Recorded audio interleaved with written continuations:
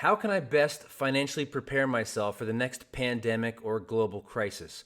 How am I going to protect myself and my family if we get locked down again if I'm only living paycheck to paycheck? These questions and more are about to be answered in this episode. Let's cue the intro.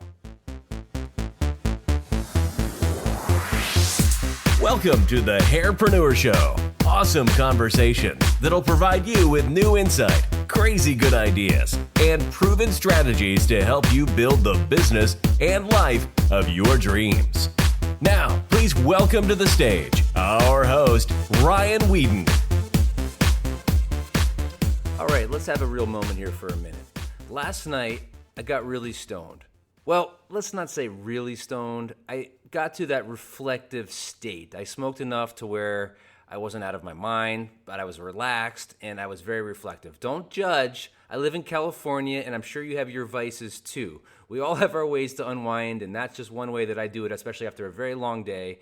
And then I end up playing the guitar and I get very reflective and very creative. Some people have yoga, meditation, but that's what I do. But that's not the point of this podcast episode today. What we are going to be talking about today is how to prepare ourselves and save ourselves from financial burden of the next pandemic that happens, because I know that a lot of people got caught with their pants down when the stuff hit the fan. And suddenly you didn't have a job anymore. You didn't have any clients anymore. You didn't have any income anymore. So most people, and there's how many 40 million people since the pandemic in the US filed for unemployment? That's crazy. That hasn't been that high since the Great Depression in the 1920s.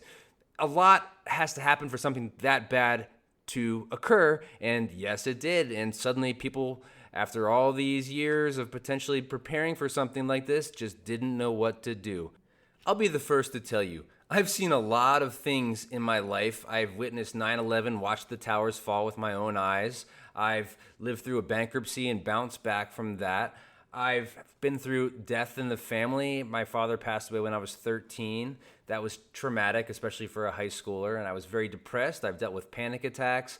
I've seen a lot of things where I've gotten to a point in my life where not that much can surprise me anymore. Not much shocks me anymore because I feel like I've seen so much that I'm kind of immune to it. But this was different. There have been many moments I thought the world was going to end. Then this happened, and I still wasn't prepared for it because I didn't see anything like this coming. You watch movies about it. One of my favorite movies of all time is World War Z with Brad Pitt, and the zombies come and people get bitten and they turn into zombies almost instantly. Awesome, awesome movie. But I didn't expect anything like that to ever happen. And although this wasn't some zombie disease, it was like the movie Breakout. And it's just like these things that happen in movies aren't supposed to happen in real life, right? But it did happen in real life. And even myself, who has been through a lot, who has seen a lot, who has experienced a lot, I wasn't ready for it at all. The only way I was ready for it, though, was financially, because I had made it a habit to prepare for that rainy day. But that's only been recently, in years past. If this had happened to me 4 years ago, I would be scrambling. I wouldn't have any idea how to make money. I would have lost it and tried to figure out, okay, how am I going to make money for my family to survive during this time? So I feel for everybody that was at that point. And there are a lot of people, as I said, 40 million people from the start of COVID, from the start of lockdown and quarantine, have filed for unemployment. Now, I know that there were stimulus checks that went out, and that's good for definitely some money and some income, might help you pay for food and whatnot, but it's not enough to protect you ongoing without that worry. So what I'm here to talk to you about is, what did I do to prepare for something like this? And how can I help you so that you are in a better financial state when the next big terrible thing happens? Because it's going to happen. There's going to be earthquakes. There's going to be floods. There's going to be more disease. There's going to be things that we just can't avoid. Avoid. I'm not editing that. There's no need to. This is real life. This is a podcast. This is me, Ryan Weeden, on the Hairpreneur Show. I'm here to help serve you. I want you to go into this next pandemic, and I don't want to be that catastrophizer that is planning for the next one, because I'm not. I'm a very happy, positive person. but I also like to make sure that I am ready for things that happen that are going to be unexpected so that I'm best prepared to carry on in my role to help inspire, to help serve people like you so that you can offer your family safety, offer yourself and your family financial freedom in the future. So by this, I'm going to give you a couple of tips today on how to start creating more of that financial freedom going forward. So that way, even if you're only making enough to pay the bills from week to week, then I'm going to give you some ways on how you can start to make a little bit more than that, how you can start to save a little bit more than that. So that way, the next time something happens, you can rest assured that you're going to be okay. You can tell yourself and your family, we're going to be okay. I got this. You can count on me. That is such a positive place to be working from.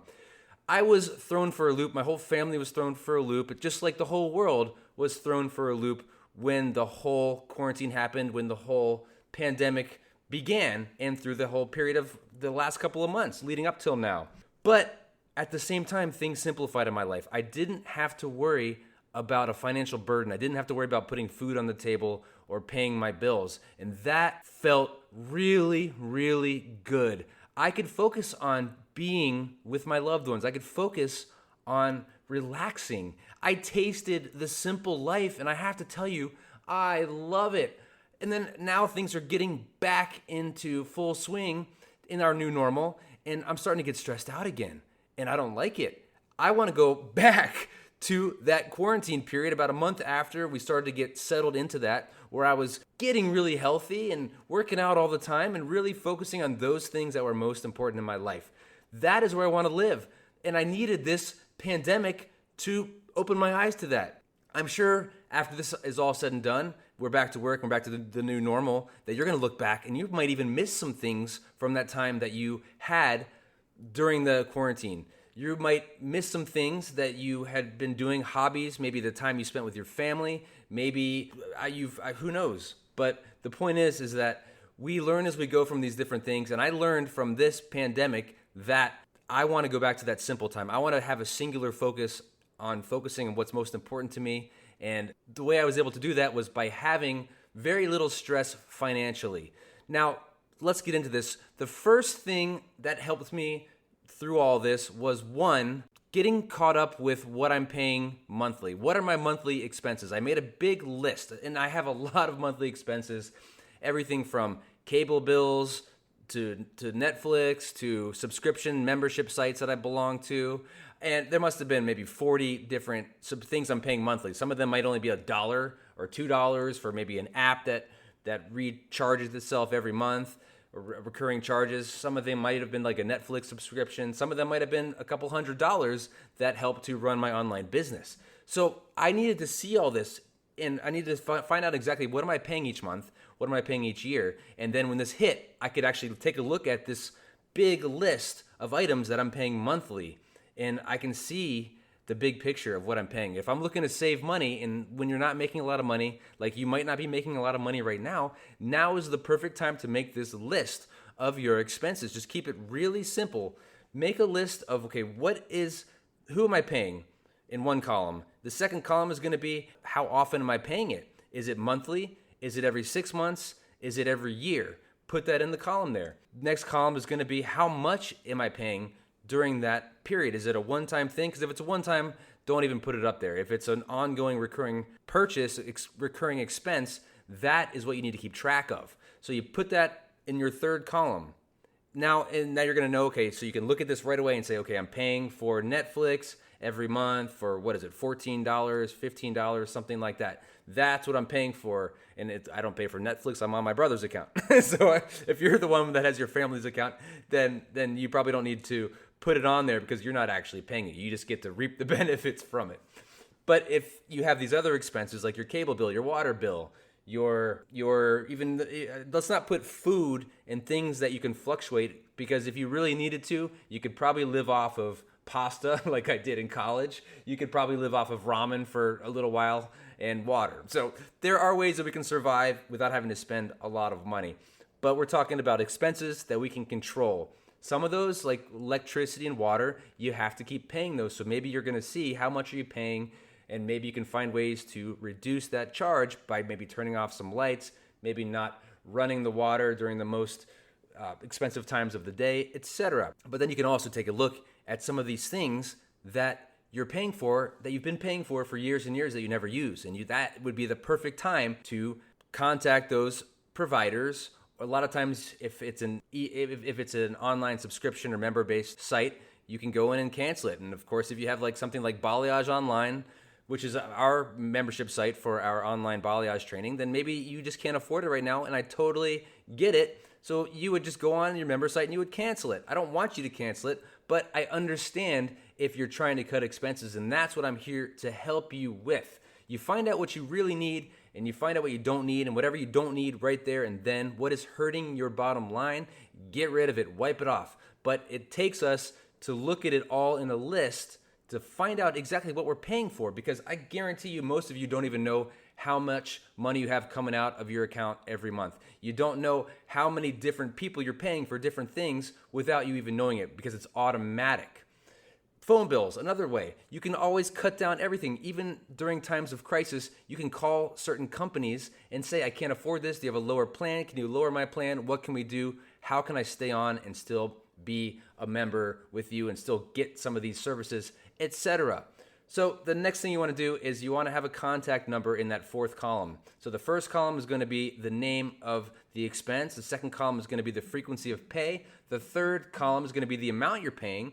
The fourth column is going to be how do I contact, how do I cancel, and then the next column, the fifth column, is going to be, okay, where is this expense coming from? And I'm talking about, like, is it coming from your checking account, your savings account? Where is it coming from? The best way to figure this out, and this is how I did it with myself. I actually went online to my banking because I have personal checking, personal savings, business checking, business savings, and I have an extra savings account that's out of sight, out of mind. That's where I put money for saving. I'll talk about that in a minute. But what I did is I went through the last 6 months of charges and I find out what am I paying, what's recurring, and I made a list of those charges, and I could start to see, oh, I forgot I was paying for that. I don't need that anymore. Let me cancel it. Oh, okay, this is what's coming out of here, and I forgot that it's even coming out of this account. So that way you know if you need to cut a lot of expenses really, really quickly, you can do it and you know where it's coming out of, so you know how to stop it. You want to stop the bleeding when the money is not coming in. So that is my first step to getting you more control of your finances, because once you have more control of your finances and more control of what's coming out each month, then you can feel more confident because you're going to know exactly how much money you're going to need to save and need to make and need to hold on to survive month after month if money is not coming in. That's the first way to start getting control of your finances. The second way is going to be you got to start saving some money. I'm not talking about investing money, but you got to start saving some money. When you're making money, you need to be saving money. You don't need to be saving half of your paycheck. It doesn't have to be completely unrealistic. But the first thing you want to do to start saving money, and I'm serious, you got to start saving money, even if it's like $1 a day, $5 a week, whatever. Start getting in the habit of saving something. And here is the best way to do it, because I'm a terrible saver. I've never been a good saver until the last 5 years, and then it's automatic, and I'll show you, tell you, I'm not going to show you, I'm going to show you with my words. I'm going to tell you how to start becoming a saver without doing anything. So what you're going to do first is you're going to start making money, and you're going to be getting back to work, and of course, you're going to be making money because you're going to be serving your clients, and they're going to be paying you, and you're going to have a certain amount of income. So what you got to do is figure out first, how much am I currently making per week? And I'm not going to say like 20% or save 10% or whatever the percentage is. Let's not worry about the percent. But you got to start somewhere. So the first thing you want to do is find out how much you're making each week. The second thing you got to do, and you can do this at the same time, is get a savings account. And I'm not talking about a savings account attached to your checking account, because right now I've got a checking with Chase Bank, and I also have a savings account attached to that. So when I open up my Chase banking online, I can see my checking and my savings. You don't want that. You want to have a separate savings account, which I also have. My separate savings account is a savings account completely by itself. It's through American Express, but you can do it through whoever maybe has good rates. But the point of it is you want to have it out of sight, out of mind, so that way you don't see the money building up. And I do this I have one for taxes, and I also have one just for my personal savings. And the reason I have these with different banking institutions is so that when I do want to go check my balance of my checking or even just that savings that's attached to it, which it just comes with it. I don't actually put much into that savings, but it's something I don't see. It's something I don't see like, oh, I have the savings, because what happens is that you'll look at this and you'll transfer money. You'll say, look, I need a little bit more in my checking, so I'm going to transfer it from my savings. And you're not really saving any money, even if you have like an automatic draft from your checking, because you see it and you just think it's all part of the same money. You want to keep it out of sight, out of mind. So I have a personal savings account. It's an American Express savings account where it's different than my Chase account because they're two different institutions. But I have it set up an automatic draft, an automatic withdrawal and deposit into my American Express account, into that savings account, so that every 2 weeks I have a certain amount of money, no matter what, leaving my Chase account, going into my personal savings account. And this is automatic. Twice a month, it leaves my account. I might see it leaving when I open up my Chase account. It might say $1,000 was taken and put into your savings account that's outside of this institution. But I don't actually see the accrual of income that's being built over time, because I don't really often go into my savings account to see how much money I have. But maybe every 6 months I'll go in there and I'll check and I'll say, wow, it's really building up. This is great. And then close it right away because you don't want to transfer money. Transferring money out of your savings account that you don't see, that is a last resort. That is your rainy day fund. Now I have two accounts. I have one that's a rainy day fund, and I have one that is for taxes that I have to pay at the end of every year. If you work for yourself, you have to pay the man taxes at the end of every year. You got to pay a lot sometimes. So I want to make sure that I don't see that in my main account, because I'm going to consider that income when it's not, when I'm going to have to pay that. So I want to just take it out early so that I can look in my regular account and see what I have without trying to do weird math in my head and then at the end of the year freak out because I don't have any money left. If you have your own business and you've done that before, you know what I'm talking about. But you don't need to go out right now and get two accounts. Let's keep this really simple. You just need to start saving money. So I need you to find out what you're making each week, and then I need you to set up a savings account. Now, with this savings account, start with something that's not going to hurt you much. That's not going to change the way you live too much. Start with like $20 a week, something simple just to build the habit. And although the habit will be automatic, you are going to love what you see from this. So what you're going to do is you're going to set up a transfer from your checking account, wherever your income lands each week or each day, however often you get paid. And then you're going to have that transferred automatically every single week. Don't do it once a month. Don't do it twice a month until you get really good at it. Do it every single week. So do $20 a week, or again, whatever you can afford. If you can only afford $5 a week, something, get started, because I guarantee you, once you get the momentum built up, you are going to be raising that. You're going to be adding more and more and more, and you are going to be amazed when you look back at that in like 6 months or a year, how much money you've saved. And that is going to be your rainy day fund that's going to start gaining interest, and eventually you can start investing that. There's a lot you can do with that. We can talk about that down the road, but for right now, it's all about building a consistent habit of feeding your savings account in an account that you don't see on the regular basis. If you see it, you're going to think that you can use it. We want to keep that far away from your peepers, okay? So out of sight, out of mind, a different account than your primary banking institution. I hope that helps, guys. I want to help you be ready for anything that comes your way. It's going to be really hard to predict the future, and I'm definitely not somebody that's going to say I know what's coming or how it's going to come, but I can say that I am preparing myself and my family to have a successful future financially. And what I've learned too is the more secure you are financially, the more free you can be in life without as much stress, without burdens, things that normally affect everybody day to day. That's not going to hurt you nearly as much if you're ready for it. So start by preparing yourself financially, and you'll be amazed at how much more confidence you have moving into the unknown. Thank you guys so much for listening. Please take a few minutes and go to iTunes and please leave a beautiful, nice, positive recommendation. I would greatly appreciate hearing from you to make sure you're liking what I'm spitting out. And yes, I do spit sometimes. I have a spit mask here, whatever you call those things. and yeah, sometimes it does get a little wet. No, that's gross. Okay, moving on. Talk to you guys soon. Thanks for listening to the Hairpreneur Show podcast.